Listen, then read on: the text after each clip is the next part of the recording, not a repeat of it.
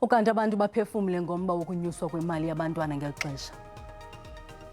Bona nje mangenzeka ukuba uLamaphosa ebuyisela izingane esikoleni awungekajabula kakhulu kubuyele nezingane ezisebenzayo emsebenzini. Ngingajabula kakhulu, ngingabonga. Uhulumeni usebenzile, ngeke simtshole siba akenzanga kakuhle phi. Ngoku lixesha loba masibambisane.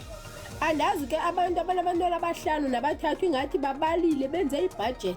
Uhulumeni efuneka ayicacise kakuhle into yoba ihamba njani lento yale mali. Sasazi okokuqala masimbonge umongameli ngephula lithabathileyo lokukhathalela abemi bolibili loMzantsi Afrika. Sibuye size kule ndawo kweli qumrhu lakwa-SASSA. Ewe kunene akwazi ukuthi umntana ngamnye uzawufumana kaloku esakhe isabelo umsasazi.